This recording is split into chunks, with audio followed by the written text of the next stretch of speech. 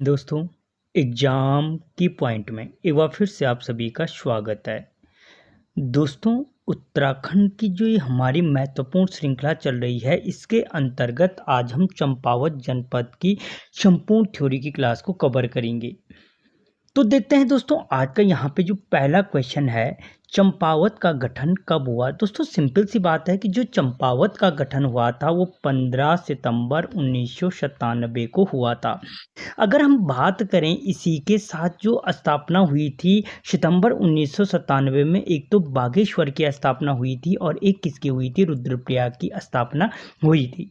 ठीक है, इसलिए ये याद रखना, सितंबर 1997 में 3 जनपदों की स्थापना हुई, चंपावत, बागेश्वर और रुद्रप्रयाग।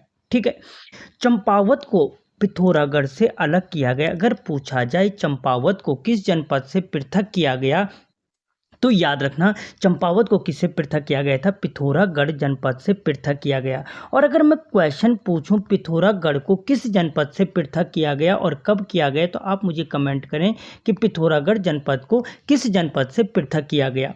चंपावत की जो स्थापना थी चंद वंश के शासक सोमचंद ने की थी। अगर पूछा जाए कि चंपावत की स्थापना किसने की थी, तो सोमचंद ने की थी। आपको पता है कि जो सोमचंद था प्रयाग झूसी से आया था और ब्रह्मदेव के दरबार में आया था। ठीक है, जहाँ पे इसको क्या दी गई थी, कोतवाल छावनी दी गई थी। तो यहीं पे इसने क्या किया था, सोमचंद ने चंद वंश की स्थापना की थी। ठीक है, चंपावत को अपनी राजधानी डोटी राजा वामदेव ने बनाई थी। अगर पूछा जाए कि चंपावत को किस मल राजा ने, मल वंश का था, या किस डोटी शासक ने अपनी राजधानी बनाया था, तो याद रखना वामदेव ने चंपावत को अपनी राजधानी बनाया था। और जो चंपावत है वो आपकी चंपावती और गटकी घाट के क्या है, संगम पर स्थित है। आपका कौन सा, चंपावत। ठीक है, अब दूसरा जो क्वेश्चन है, चंपावत के प्राचीन नाम। ठीक है, तो दोस्तों जो चंपावत के प्राचीन नाम है, इसे कुमु या काली कुमु के नाम से जाना जाता है। अगर पूछा जाए कि कुमु या काली कुमु के नाम से किसको जानते हैं, तो चंपावत को जानते हैं। या अतीत का स्वप्निल नगर, अतीत का स्वप्निल नगर किसे कहा जाता है, तो वो भी चंपावत को कहा जाता है। या कुमाऊं का प्रथम नगर किसे कहा जाता है, तो कुमाऊं का प्रथम नगर भी चंपावत को कहा जाता है। ठीक है, और चंपावतपुरी के नाम से किसको जानते हैं, चंपावत को ही जानते हैं। लेकिन यहाँ पे एक चीज़ याद रखना, अगर पूछा जाए कि चंपावत को चंपावतपुरी किस पुराण में कहा गया है, तो याद रखना वायु पुराण में कहा गया है। ठीक है, या इन 4 ऑप्शनों को दे देगा कि वायु पुराण में चंपावत को किस नाम से पुकारा गया है, तो चंपावतपुरी के नाम से पुकारा गया है। ठीक है, इसलिए ये चीज़ याद रखनी आपको आवश्यक है कि वायु पुराण में चंपावतपुरी कहा गया है। अगला क्वेश्चन, विधानसभा क्षेत्र। दोस्तों आपको पता है कि हमारे यहाँ पे क्या है, उत्तराखंड में 70 विधानसभा हैं, जिसमें 13 एससी के लिए और 2 एसटी के लिए आरक्षित सीटें हैं। ठीक है, यहाँ पे क्या है, 2 विधानसभा क्षेत्र हैं, जिनमें पहला लोहाघाट है और एक चंपावत है। लेकिन इन दोनों में से कोई भी सीट क्या नहीं है, आरक्षित सीट नहीं है, चाहे वो अनुसूचित जाति के लिए हो या अनुसूचित जनजाति के लिए, दोनों में से किसी के लिए भी कोई भी आरक्षित सीट नहीं है हमारे यहाँ चंपावत में।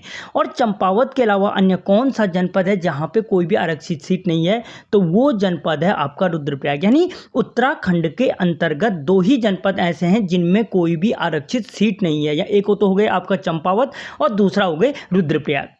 ठीक है, तहसील हैं यहाँ पे, तहसील कितनी है, चंपावत में 5 तहसीलें हैं। कौन कौन है, पहली चंपावत, लोहाघाट, पाटी, पूर्णगिरी और बाराकोट। ठीक है, तो ये 5 जो तहसीलें हैं, ये आपकी कहाँ पे हैं, चंपावत में स्थित हैं। जबकि इसके अलावा यहाँ पे 2 उप तहसीलें भी हैं, एक पुल्ला और एक चबाना। ये 2 क्या हैं, चबाना को क्या कहते हैं, मुंच भी कहा जाता है। ये 2 उप तहसीलें हैं आपकी चंपावत जनपद के अंतर्गत।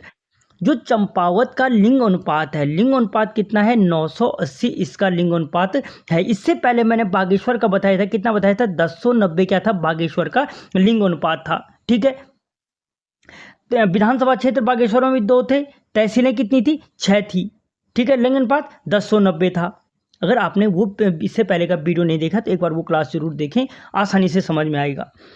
क्षेत्रफल, अगर हम चंपावत जनपद के क्षेत्रफल पूछें तो 1766 वर्ग किलोमीटर क्या है, चंपावत का क्षेत्रफल है। और राज्य का सबसे छोटा जनपद क्या है, 13वें नंबर का क्या है क्षेत्रफल में चंपावत जनपद है। अगर क्षेत्रफल में 12वां नंबर किसका है, रुद्रप्रयाग का। 11वां नंबर किसका है, बागेश्वर का। ठीक है, 10वां नंबर किसका है, हरिद्वार का। तो इस तरीके से ये सीरीज है। लेकिन राज्य का सबसे जो छोटा जनपद है वो चंपावत है, जिसका क्षेत्रफल 1766 वर्ग किलोमीटर है। अगला क्वेश्चन है दोस्तों, अगर पूछा जाए कोतवाली चबूतरा कहाँ स्थित है। दोस्तों जो कोतवाली चबूतरा है, वो कोतवाली चबूतरा आपके कहाँ पे है, चंपावत जनपद में स्थित है कोतवाली चबूतरा। और जो ये कोतवाली चबूतरा है, इस चबूतरे का जो निर्माण था वो चंद राजाओं ने किया था। कोतवाली से समझ आ जाएगा आपको कि ये न्याय के लिए इस चबूतरे का निर्माण कराया गया था चंपावत में। इस चबूतरे में बैठकर चंद राजा क्या करते थे, न्याय सुनाते थे या न्याय करते थे प्रजा के साथ, इसलिए यहाँ ये इसका नाम क्या पड़ा, कोतवाली चबूतरा पड़ा। लेकिन सिंपल सी बात, एक चीज याद रखना कि अगर पूछा जाए कि कोतवाली चबूतरा कहाँ स्थित है तो चंपावत जनपद में स्थित है। ठीक है, अगला क्वेश्चन, चंपावत की सीमा कितने जनपदों को स्पर्श करती है। दोस्तों जो चंपावत की सीमा है वो 4 जनपदों को स्पर्श करती है। 4 जनपद कौन कौन है, अब देखो, या अल्मोड़ा, नैनीताल, उधम सिंह नगर, पिथौरागढ़। अगर आप इसको शॉर्ट ट्रिक में याद रखना चाहते हैं तो ANUP अनुप याद रखना, अल्मोड़ा, नैनीताल, उधम सिंह नगर और पिथौरागढ़।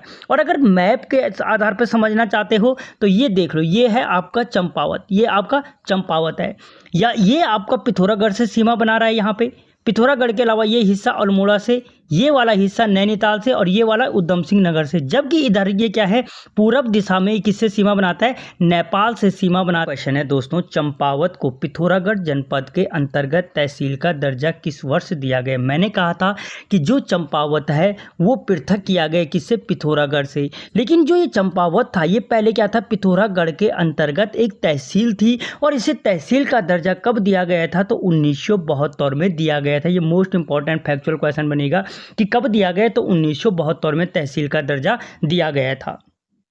चंपावत के मेले, अब अगर हम मेले की बात करें तो शॉर्ट ट्रिक से याद रख सकते हैं, गौरी पूर्णा देवी लड़ी माने। गौरी से क्या है दोस्तों, गौरी अठावली मेला है। और जो गौरी अठावली मेला है किस जनजाति से संबंधित है, तो राजी जनजाति से संबंधित है। राज्य में 5 जनजातियां पाई जाती है, इसमें जो सबसे छोटी जनजाति है राजी जनजाति, उससे संबंधित है ये गौरी अठावली मेला। पूर्णा से है पूर्णगिरी मेला, देवी से है देवी धुर्रा मेला, लड़ी से लड़ी धुर्रा मेला, अब माने से मानेश्वर मेला। यानी गौरी पूर्णा देवी लड़ी माने, शॉर्ट ट्रिक है, गौरी पूर्णा देवी लड़ी मानी। गौरी से गौरी अठावली मेला, पूर्णा से पूर्णगिरी मेला, देवी से देवी धुर्रा मेला, लड़ी से लड़ी धुर्रा मेला, माने से मानेश्वर मेला। इसके अलावा जो चंपावत जनपद में मेले लगते हैं वो एक है जोड़ मेला। कौन सा लगता है, जोड़ मेला। अगर पूछा जाए कहाँ लगता है तो चंपावत जनपद में लगता है ये जोड़ मेला। ठीक है, झूला मेला चंपावत में लगता है श्यामा ताल के तट पर। ठीक है, कालसिन मेला, ठीक है, और फटक शिला मेला। तो ये 4 मेले जरूर याद रखना। जोड़ मेला, मुख्य रूप से ये जोड़ मेला, झूला मेला, कालसिन मेला और फटक शिला मेला, ये 4 मेले इसके अलावा क्या लगते हैं, आपके चंपावत जनपद में लगते हैं। अगला क्वेश्चन, झालीमाली देवी का निवास स्थान कहाँ है। तो दोस्तों जो झालीमाली देवी का निवास स्थान है वो चंपावत में स्थित है। ठीक है, और जो झालीमाली देवी है दोस्तों ये हिडम्बा देवी के समीप स्थित है। अगर पूछा जाए झालीमाली देवी किस मंदिर के समीप स्थित है, तो हिडम्बा देवी मंदिर के समीप स्थित है। और जो ये झालीमाली देवी की पांडुलिपि थी, पांडुलिपि पूजा पद्धति की जो विधि थी उसकी जो खोज की थी वो यशवंत सिंह कटोच ने की थी। किसने की थी, यशवंत सिंह कटोच ने की थी। ठीक है, अगला क्वेश्चन, हर्षदेव ओली का जन्म कहाँ हुआ। दोस्तों हर्षदेव ओली का जन्म 1890 में खेती खान चंपावत में हुआ था।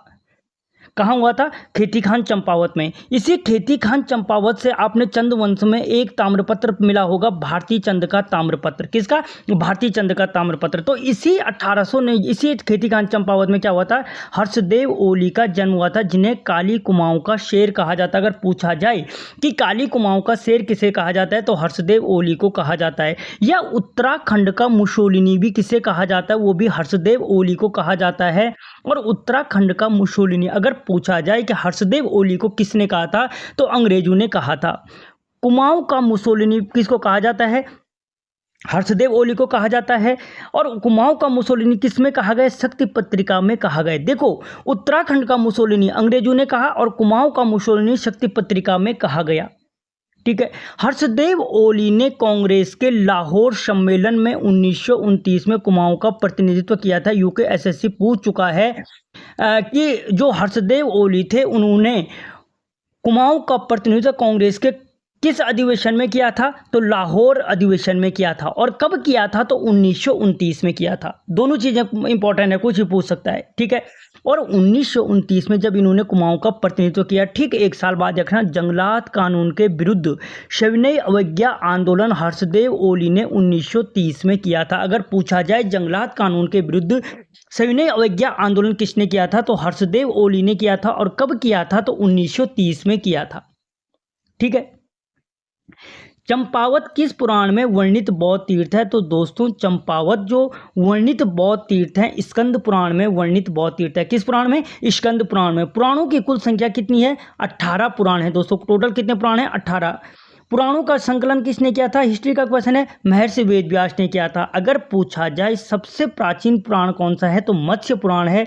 जिससे हमें किस वंश की जानकारी प्राप्त होती है? तो सातवाहन वंश की जानकारी प्राप्त होती है इस मत्स्य पुराण से। ठीक है।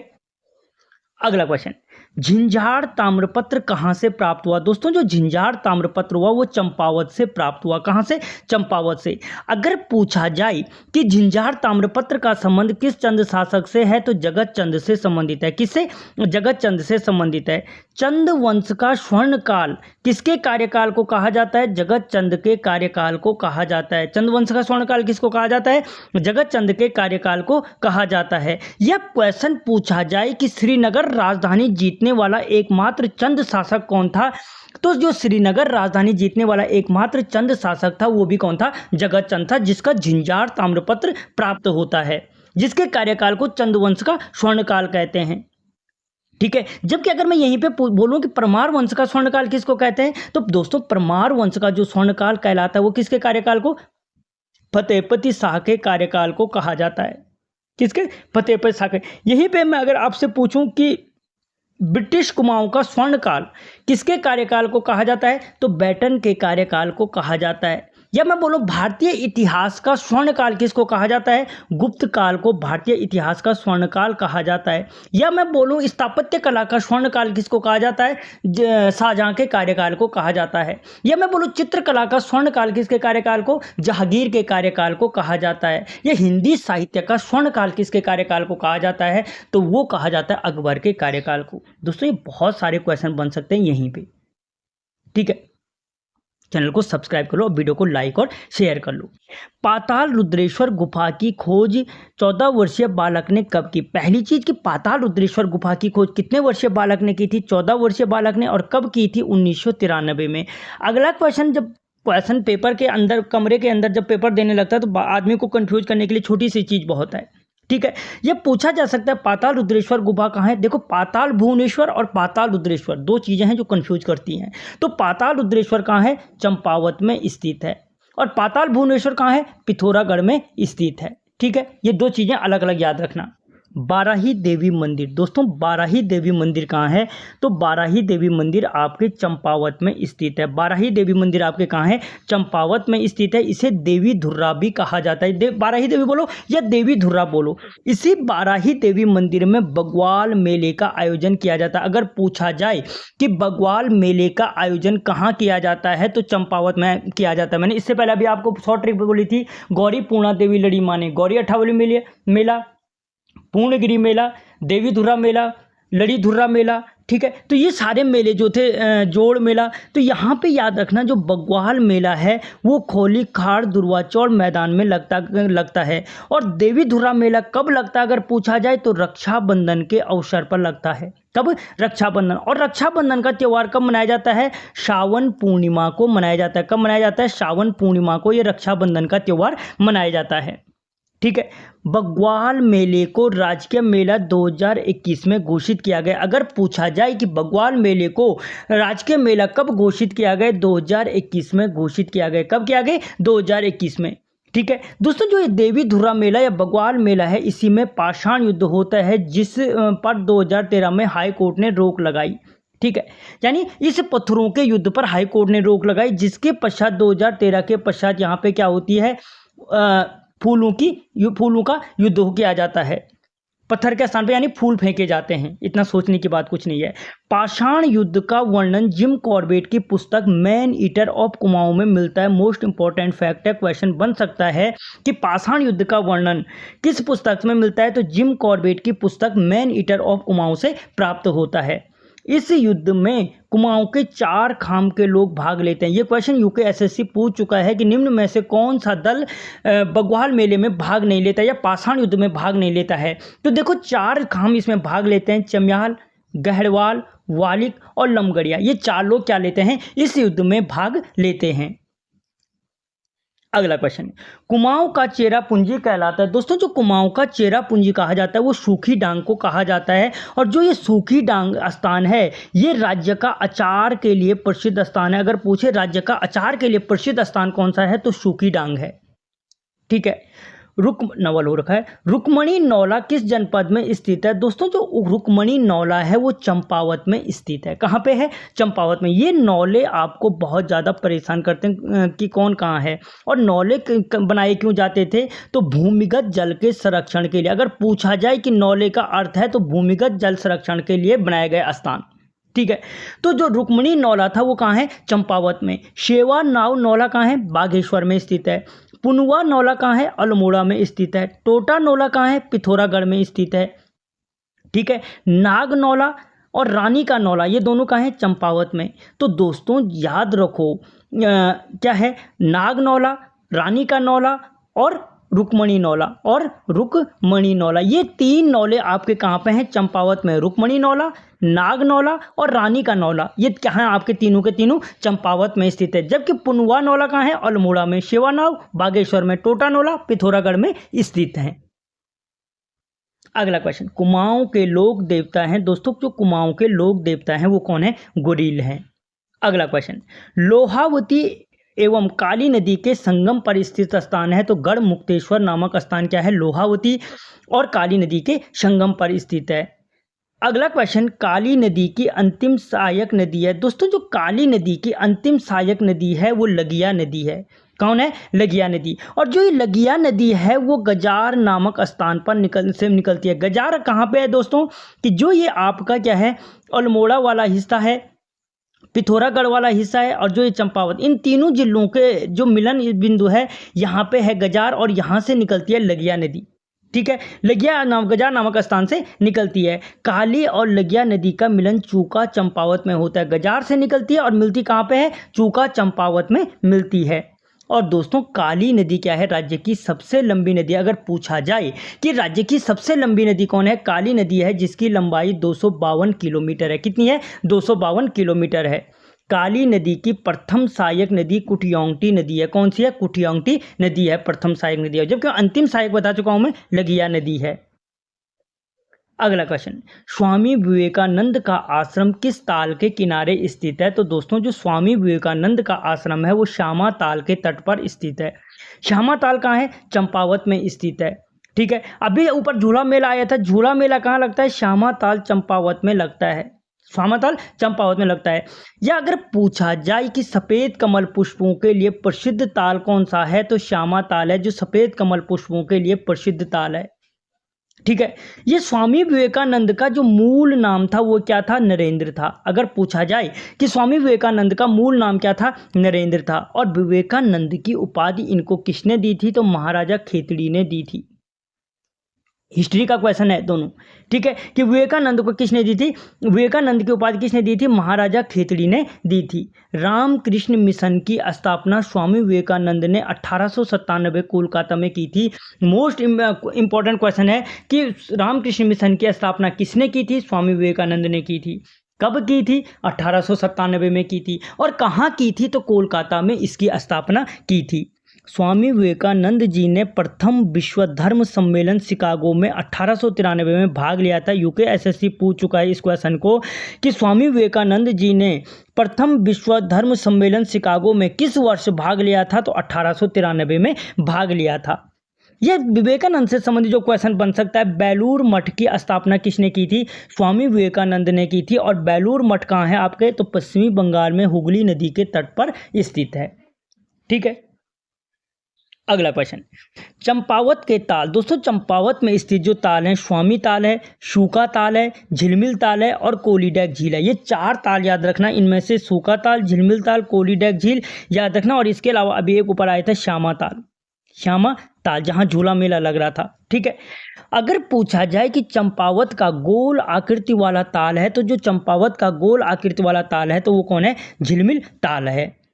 अगला क्वेश्चन, बालेश्वर महादेव मंदिर किस जनपद में स्थित है। दोस्तों बालेश्वर महादेव मंदिर जो है चंपावत में स्थित है। कहाँ है, चंपावत में। अगर पूछा जाए बालेश्वर महादेव मंदिर चंपावत का निर्माण किसने कराया था, तो चंद राजाओं ने कराया था। और किससे कराया था, तो जगन्नाथ मिस्त्री से करवाया था। दोस्तों जब जगन्नाथ मिस्त्री से चंद राजा क्या करते हैं, बालेश्वर मंदिर का निर्माण करते हैं, तो इसके पश्चात इनके हाथ कटवा दिए जाते हैं, जिससे इसके समान कोई अन्य मंदिर न बन पाए। ठीक है, मंदिर निर्माण जगन्नाथ मिस्त्री के क्या कर दिए, हाथ कटवा दिए।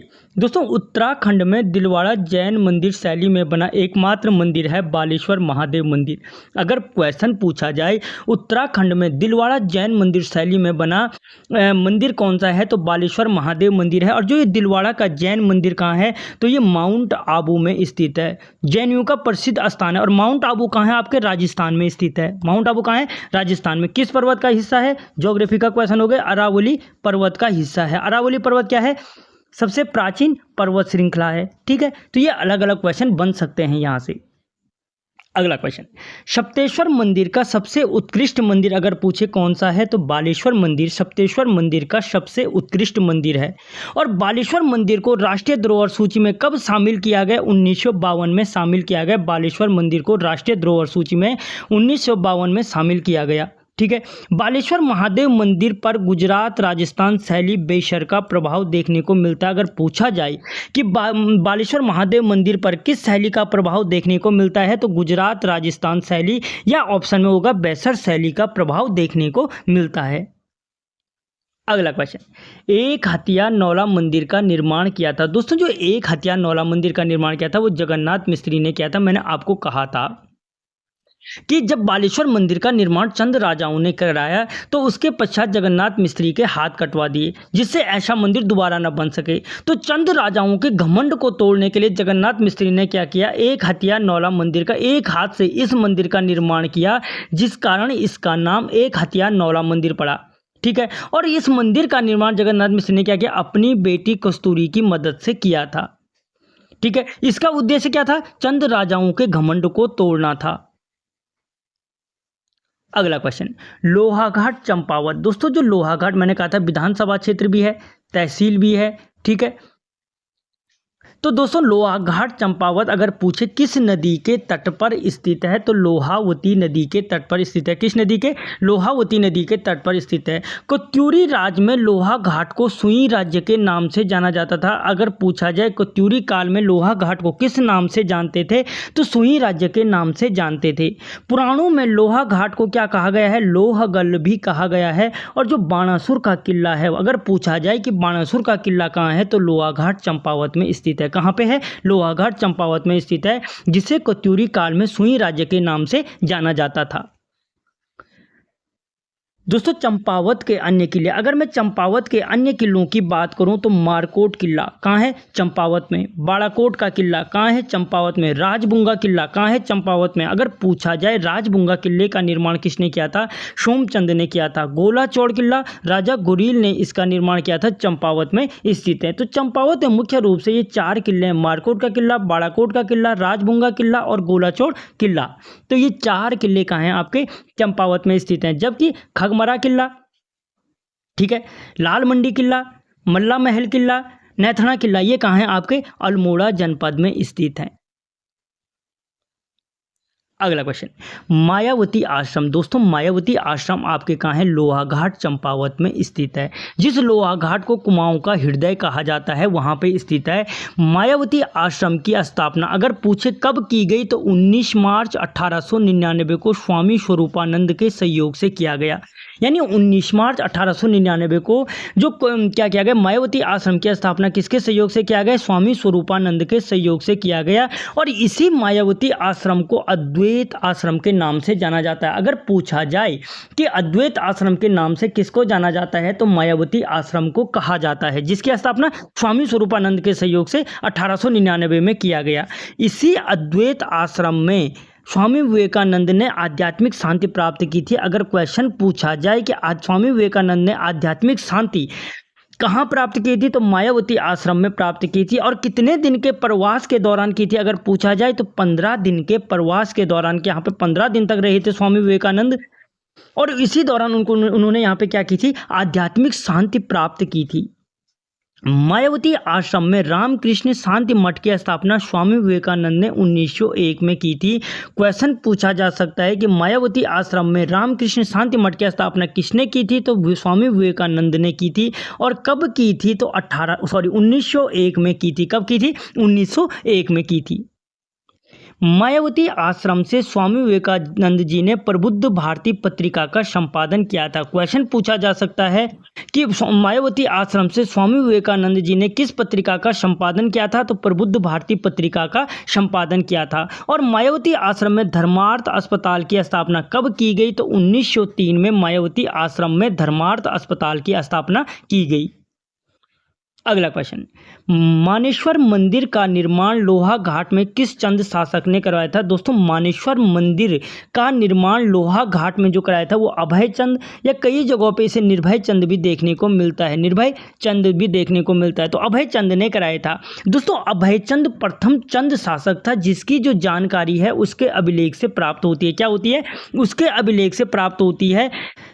और परमार वंश का अगर प्रथम शासक पूछे सुरतीपाल था जिसकी जानकारी उसके अभिलेख से प्राप्त होती है। देखो चंद वंश में प्रथम चंद शासक जिसकी जानकारी उसके अभिलेख से प्राप्त होती है अभय चंद था, जबकि परमार वंश में कौन था? सुरतीपाल था। सुरतीपाल की जो जानकारी प्राप्त होती है वो शुकुंड ग्राम चमोली से प्राप्त होती है। कहाँ से प्राप्त होती है? शुकुंड ग्राम चमोली से प्राप्त होती है। अगला क्वेश्चन, पंचेश्वर नामक स्थल किन नदियों के संगम पर स्थित है? दोस्तों पंचेश्वर जो है काली नदी और सरयू के संगम पर स्थित है। जो पंचेश्वर मेला लगता है वो भी यहीं पर लगता है, काली और सरयू के संगम पर लगता है। ठीक है।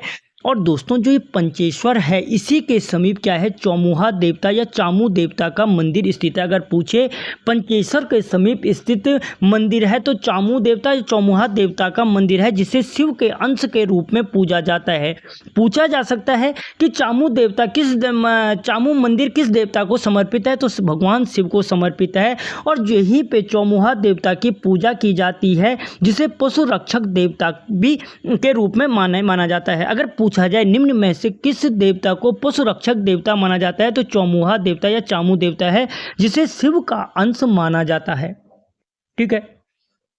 अगला क्वेश्चन, मीठा रीठा चंपावत किन नदियों के संगम पर है? दोस्तों जो मीठा रीठा साहिब है वो चंपावत में लगिया और रठिया नदी के संगम पर स्थित है। जो मीठा रीठा साहिब है वो क्या है? लगिया और रठिया नदी के संगम पर स्थित है। 1960 में यहाँ पर गुरुद्वारे का निर्माण कराया गया। दोस्तों जो मीठा रीठा साहिब में गुरुद्वारे का निर्माण किस वर्ष कराया गया तो 1960 में कराया गया। और इसी मीठा रीठा साहिब में बैसाख पूर्णिमा को जोड़ मेला लगता है।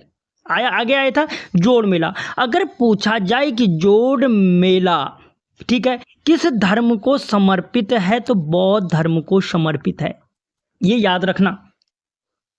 अगला क्वेश्चन, टनकपुर चंपावत। दोस्तों जो टनकपुर को बसाने का श्रेय है मिस्टर टॉल को दिया जाता है। टनकपुर को बसाने का श्रेय किसको दिया जाता है? मिस्टर टॉल को। अगर पूछा जाए कि टनकपुर का प्राचीन नाम क्या है? गौस्टिंगगंज है। क्या है? गौस्टिंगगंज टनकपुर का प्राचीन नाम है। टनकपुर अगर पूछे किस नदी के तट पर स्थित है तो शारदा नदी के तट पर स्थित है। ठीक है। और काली नदी टनकपुर चंपावत ब्रह्मदेव मंडी से शारदा के नाम से नेपाल में प्रवेश करती है। अगर पूछा जाए कि काली नदी नेपाल में कहाँ से प्रवेश करती है तो टनकपुर चंपावत के ब्रह्मदेव मंडी से प्रवेश करती है। और किस नाम से? तो शारदा के नाम से प्रवेश करती है। ठीक है।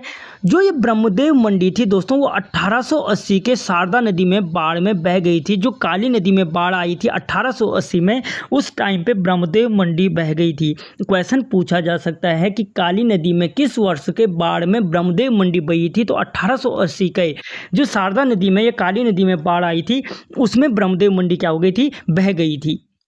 शारदा नहर का निर्माण दोस्तों, इसी पे शारदा नहर का निर्माण किया गया है। अगर पूछे शारदा नहर कहाँ है, तो चंपावत में स्थित है। इसका निर्माण किस वर्ष किया गया, 1928 में किया गया। शारदा बैराज को 1928 में मैल्कम हैली ने राष्ट्र को समर्पित किया था। शारदा बैराज कहाँ है, चंपावत में है। इसका निर्माण किसने कराया था, तो मैल्कम हैली ने किया था। ठीक है।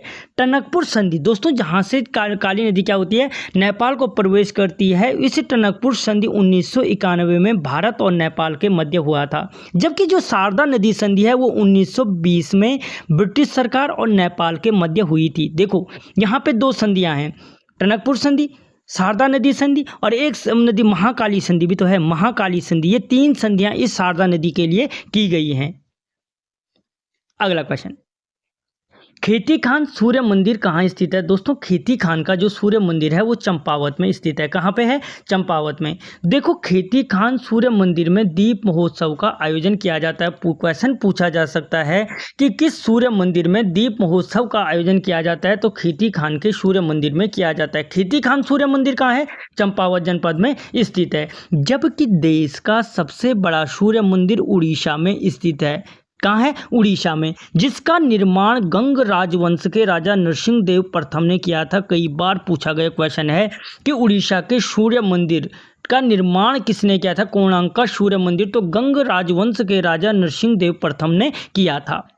ठीक है। इसके अलावा राज्य के जो अन्य सूर्य मंदिर है, कटारमल सूर्य मंदिर अल्मोड़ा में स्थित है। इसे बड़ादित्य सूर्य मंदिर भी कहा जाता है, या बूटधारी सूर्य मंदिर भी कहा जाता है, क्योंकि इसमें सूर्य की प्रतिमा बूट पहने हुए है।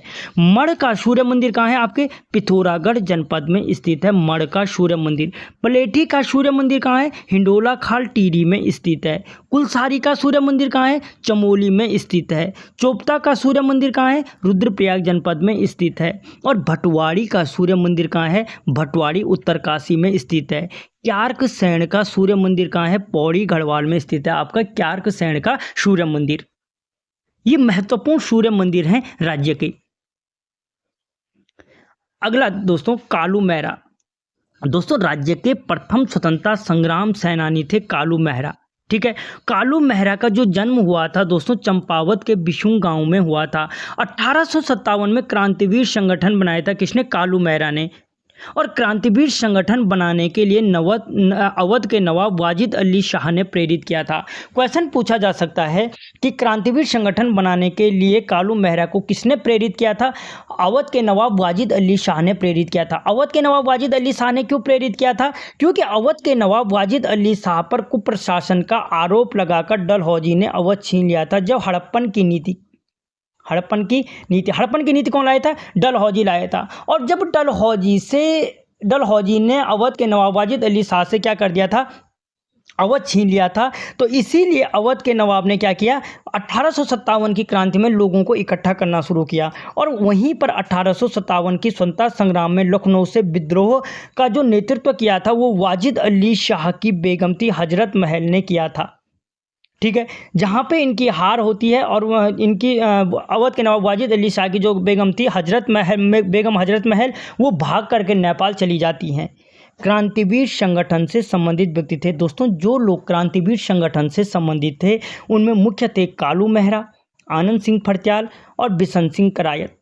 जब ये तीनों थे तो यहाँ पे जब 1857 की क्रांति समाप्त होती है तो आनंद सिंह फर्त्याल और बिशन सिंह करायत को क्या होता है, फांसी के गदेरा नैनीताल में फांसी दी जाती है। फांसी का गदेरा कहाँ है, नैनीताल में। तो इन क्रांतिकारियों को जो पकड़े गए थे उनको फांसी के गदेरा नैनीताल में फांसी दी जाती है। ठीक है। अगला क्वेश्चन, चंपावत और पिथौरागढ़ के मध्य दर्रा है। दोस्तों जो चंपावत और पिथौरागढ़ के मध्य का जो दर्रा है वो लाशपा दर्रा है। कौन सा है, लाशपा दर्रा है। राज्य का सबसे कम ग्राम पंचायत वाला जनपद कौन सा है, चंपावत है। ठीक है। राज्य का सबसे कम ग्राम पंचायत वाला जनपद कौन है, चंपावत है। जबकि सर्वाधिक ग्राम पंचायत वाला जनपद कौन है, पौड़ी सर्वाधिक ग्राम पंचायत वाला जनपद है। सबसे कम क्षेत्रफल वाला जनपद क्या है? चंपावत है। जबकि सर्वाधिक क्षेत्रफल वाला जनपद कौन सा है? चमोली है। कौन सा है? चमोली है। ठीक है।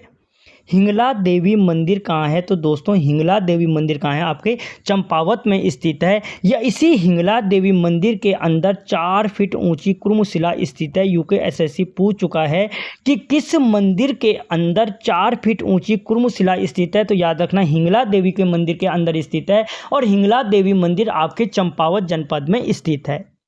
ठीक है।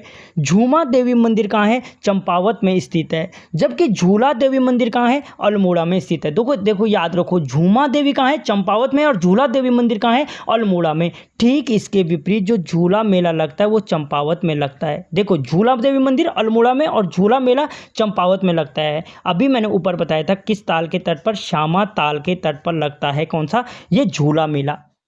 ठीक है। पूर्णगिरि मंदिर, दोस्तों पूर्णगिरि मंदिर चंपावत में स्थित है। टनकपुर चंपावत में स्थित है। लेकिन क्वेश्चन पूछा जा सकता है पूर्णगिरि मंदिर किस पर्वत पर स्थित है? तो अन्नपूर्णा शिखर पर स्थित है। किस पर? अन्नपूर्णा पर स्थित है। और पूर्णगिरि का मेला कब लगता है? चैत्र नवरात्र में लगता है। मैंने मेला की ट्रिक ऊपर बताई, गौरी पूर्णा देवी लड़ी माने। तो पूर्णगिरि मेला चैत्र नवरात्र में लगता है। प्राचीन मान्यता के अनुसार सती माता की नाभि पूर्णगिरि चंपावत में गिरी थी। कहाँ गिरी थी? पूर्णगिरि चंपावत में गिरी थी, जहां पे चैत्र नवरात्र में मेला लगता है। और किस शिखर पर स्थित है? तो अन्नपूर्णा शिखर पर स्थित है। अगला क्वेश्चन, चंपावत में जनजाति आस्था का केंद्र क्या है? गटको है। कश्मीर में बुर्ज होम हो गए दोस्तों। ये बुर्ज होम के समान समाधियां कहाँ से प्राप्त हुई? दोस्तों कश्मीर के बुर्ज होम के समान जो समाधियां प्राप्त हुई वो देवी धुर्रा से प्राप्त हुई। देवी धुर्रा का उत्खनन किसने किया? डब्ल्यू.जे. हैनुड ने किया था। और किसके कार्यकाल में किया था? रैमजे के कार्यकाल में किया था। रैमजे आपको पता है सर्वाधिक कार्यकाल वाला कुमाऊं कमिश्नर, 28 वर्षों तक इसने यहाँ पे क्या किया? कुमाऊं में राज किया। तो इसी रैमजे के कार्यकाल में डब्ल्यू.जे. हैनुड ने क्या किया था? देवी धुर्रा का उत्खनन किया था। और यहाँ से जो समाधियाँ प्राप्त हुई वो कश्मीर के बुर्ज होम के समान समाधियाँ थी। ठीक है। जो डब्ल्यू.जे. हैनुड है इन्हीं को उत्तराखंड पुरातत्व का जनक कहा जाता है। अगर पूछा जाए कि उत्तराखंड पुरातत्व का जनक किसे कहा जाता है? डब्ल्यू.जे. हैनुड को कहा जाता है। देवी धुर्रा से प्राप्त अवशेष महापाषाण कालीन थे। अगर पूछा जाए कि यूकेएसएससी पूछ चुका है कि देवी धुर्रा से प्राप्त जो अवशेष थे वो किस काल के हैं? तो महापाषाण कालीन है। और मैंने कहा कि डब्ल्यू.जे. हैनुड को उत्तराखंड पुरातत्व का जनक कहा जाता है। तो भारतीय पुरातत्व का जनक किसे कहा जाता है? तो अलेक्जेंडर कनिंदम को क्या कहा जाता है? भारतीय पुरातत्व का जनक कहा जाता है। ठीक है। एबल माउंट का चर्च पूछा जाए कहाँ है? तो चंपावत में स्थित है एबल माउंट का चर्च। और एबल माउंट का चर्च चंपावत में किस वर्ष स्थापित किया गया? तो 1945 में स्थापित किया गया। किस वर्ष? 1945 में स्थापित किया गया। गौरी डैम चंपावत में स्थित है। अगर पूछा जाए कि गौरी डैम कहाँ है? तो चंपावत में स्थित है। लेकिन आगे अगर मैंने बागेश्वर वाले में बताया था गौरी गुफा कहाँ है? बागेश्वर में। देखो मैंने 2 उद्यान बताए थे बागेश्वर में, सानी उद्यान और गौरी उद्यान। ये दोनों कहाँ थे? बागेश्वर में। जबकि गौरी डैम कहाँ है? आपके चंपावत में स्थित है। चंपावत की लोक कथाएं निम्न में से किसकी रचनाएं हैं? रमेश मटियानी जी की रचना है चंपावत की लोक कथाएं। अगर पूछा जाए चंपावत की लोक कथाएं किसकी रचना है? रमेश मटियानी जी की रचना है। कुमाऊं की लोक कथाएं, त्राई भावर की लोक कथाएं। ये देखो चंपावत की लोक कथाएं, कुमाऊं की लोक कथाएं, त्राई भावर की लोक कथाएं किसके? रमेश मटियानी जी की रचनाएं हैं। ठीक है। अगला क्वेश्चन, उत्तराखंड चंपावत जनपद के प्रमुख स्थान। दोस्तों इसके अलावा दो चंपावत में अन्य स्थान है गोबड़ी गुफा। अगर पूछे जाए कि गोबड़ी गुफा कहाँ है? तो गोबड़ी गुफा भी आपके कहाँ पे है? चंपावत जनपद में स्थित है। कहाँ पे? चंपावत में स्थित है। मगरूधारा कहाँ है? चंपावत में स्थित है। दोस्तों ये चिन्ह क्या कहलाता है? जरा मेरे को ये बता देना कमेंट करके। हिंदी का है कि ये कौन सा चिन्ह है? मुगरूधारा कहाँ है? चंपावत में। छीड़ा पानी नामक स्थल अगर पूछा जाए नमक स्थल कहाँ है, चंपावत में स्थित है। एबॉट पर्वत कहाँ है आपके, चंपावत में स्थित है। रानी का चबूतरा कहाँ है, चंपावत में। घटोत्कच का मंदिर कहाँ है, चंपावत में। हिडम्बा देवी मंदिर कहाँ है, चंपावत में। अखिल तारिणी मंदिर या खिलपति मंदिर भी इसे कहा जाता है, कहाँ है, ये भी चंपावत में स्थित है। गुरु गोरखनाथ की धुनी, मोस्ट इंपॉर्टेंट क्वेश्चन बनेगा आने वाले टाइम के लिए। गुरु गोरखनाथ की धुनी कहाँ है, चंपावत जनपद में स्थित है। कहाँ पे है, चंपावत। मोगरू धारा कहाँ है, चंपावत में स्थित है। रण और बाराही शिला कहाँ है, चंपावत जनपद में स्थित है। क्विराला घाटी, ये मोस्ट इंपॉर्टेंट बनेगा। क्विराला घाटी कहाँ स्थित है, चंपावत जनपद में स्थित है। और ऋषिवर महादेव मंदिर कहाँ है, तो ये भी आपके चंपावत जनपद में स्थित है। तो ये कुछ मुख्य स्थान है चंपावत के, जो याद करने ही रटने ही पड़ेंगे आपके, कहाँ स्थित हैं। ठीक है, तो दोस्तों यहाँ पे जितना कवर कर सकते थे हम चंपावत जनपद से संबंधित, वो सारा का सारा कवर किया। अगर इसकी एमसीक्यू वीडियो देखने, इस वीडियो को देखने के बाद एमसीक्यू देखना चाहो तो इस वीडियो के डिस्क्रिप्शन में मैं आपको एमसीक्यू लिंक दे दूंगा, आप वहां से जाकर के देख सकते हो। अगली क्लास के लिए वीडियो को लाइक करें, चैनल को सब्सक्राइब